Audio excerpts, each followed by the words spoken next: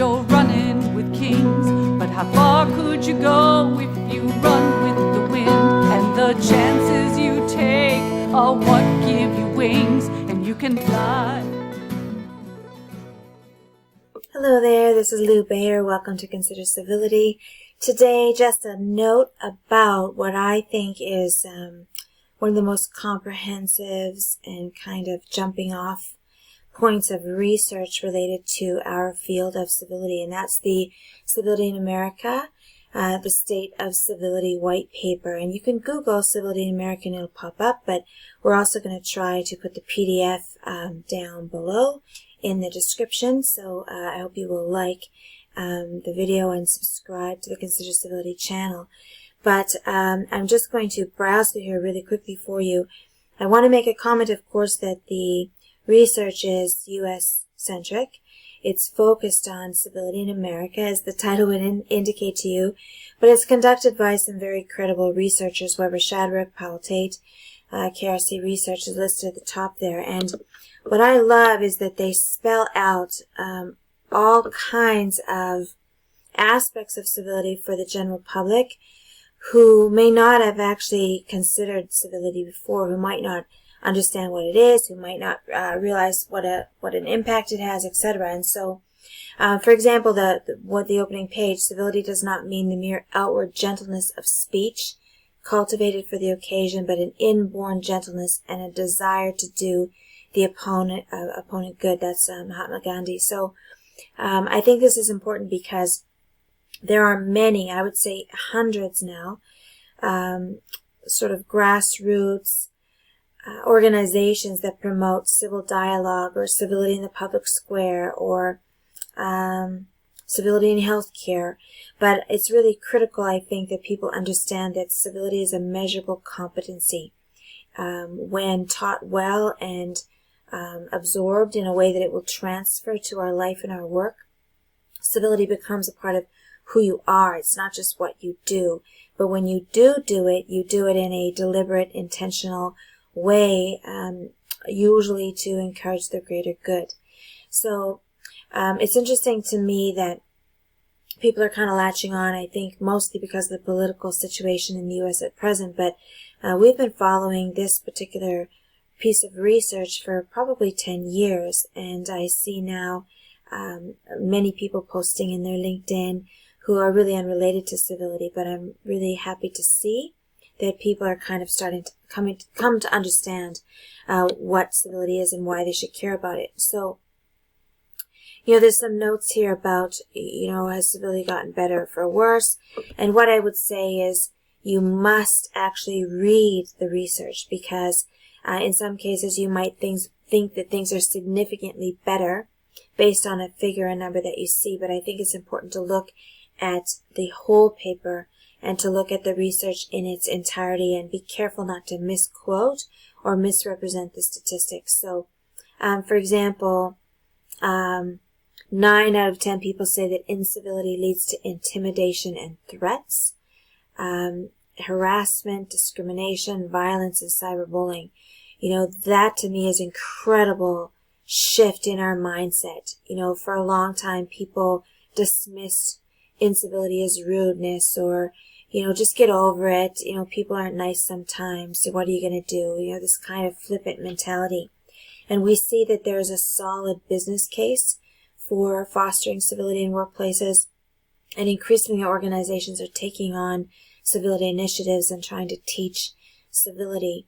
The mistake they make is not teaching it as a competency that is measurable, and we can help you with that. So if you're one of those people who's not sure, please visit civilityexperts.com, email admin@civilityexperts.com and set up a meeting, and I'll be happy to provide you with some sources and have a conversation about it. But anyway, I think you'll find it interesting.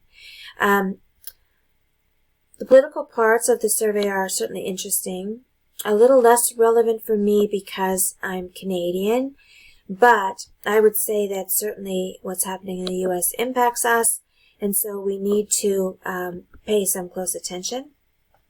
I am careful not to comment on political situation because I don't feel qualified to do so, and it's a bit out of scope. for the kind of work that I do. But depending on what you're using the research for, you might find it useful.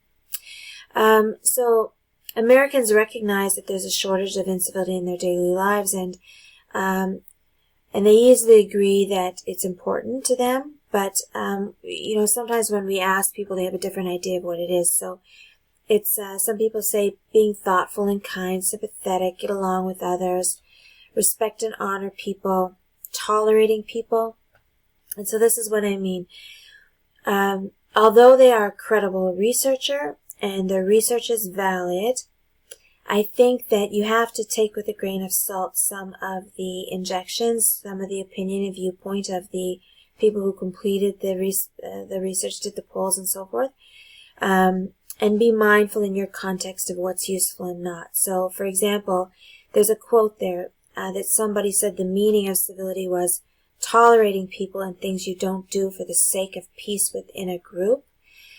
As a civility expert, I would disagree, maybe even vehemently disagree, that is what civility is.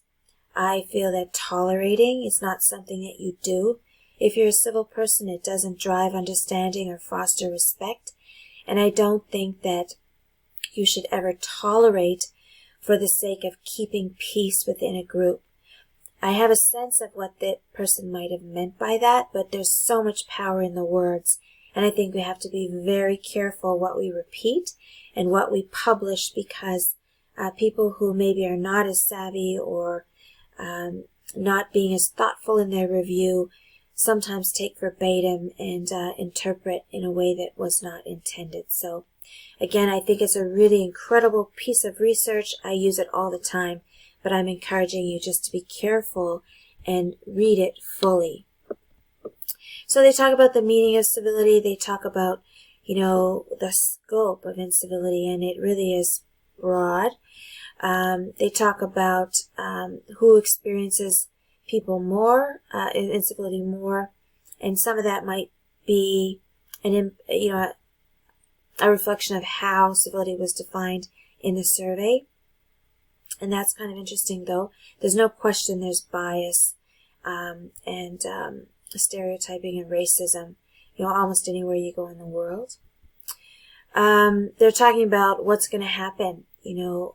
Is civility going to get worse or better based on the projections and the outcomes from the last few years? What's making incivility worse?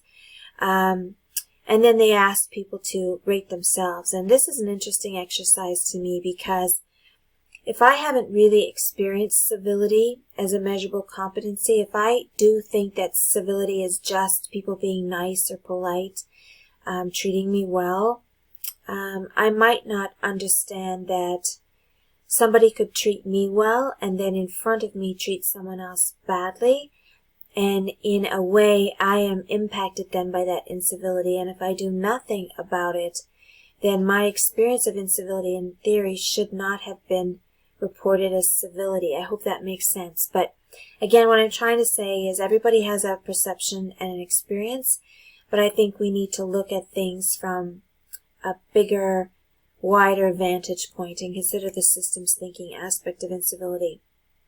When one person is treated badly, it reflects and impacts all of us in some way. We are all connected.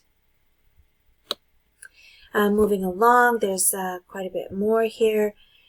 Implications, what's going to happen there. And again, you can look it up, or if you can download below, that would be great. I'm not going to read off every statistic to you, but I just want to kind of give you a sense of what's here.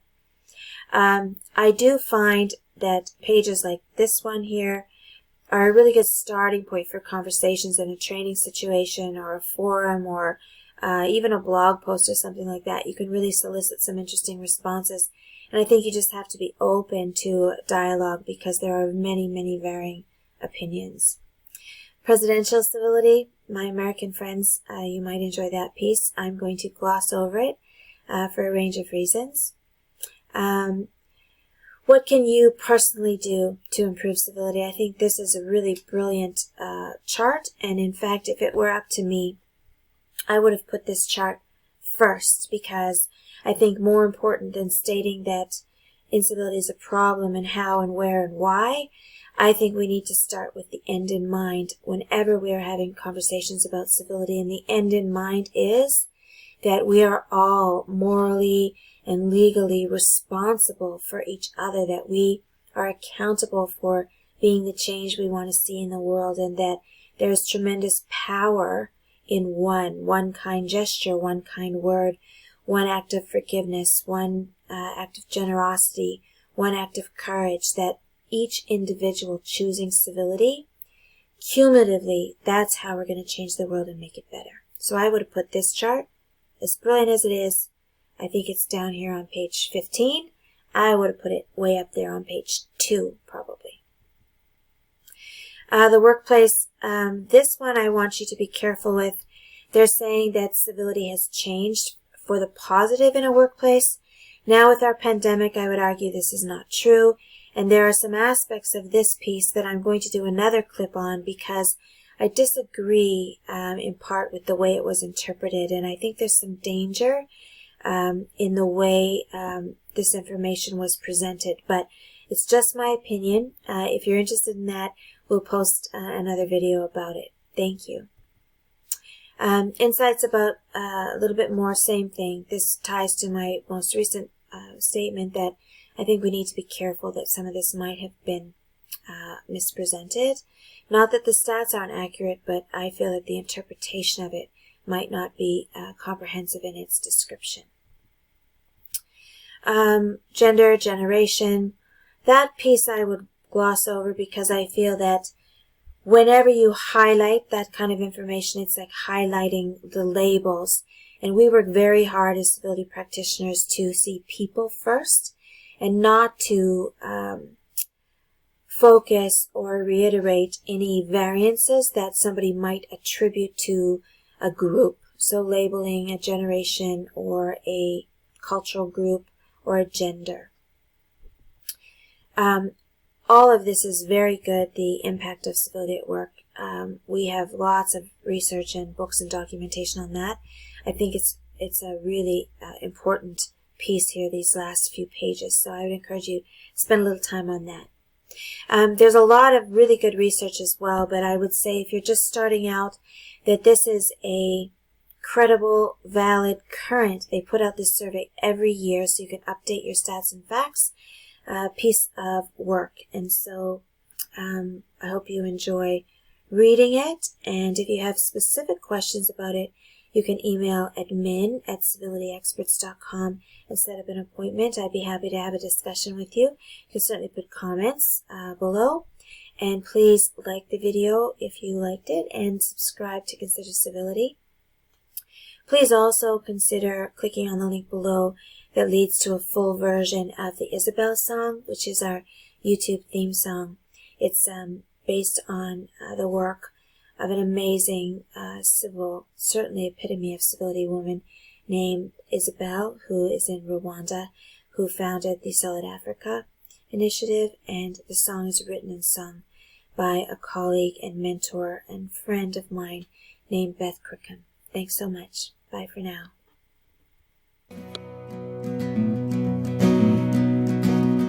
Reason why each of us comes to this earth, and your actions will always speak louder than words, and you'll never know what you're capable of until you try.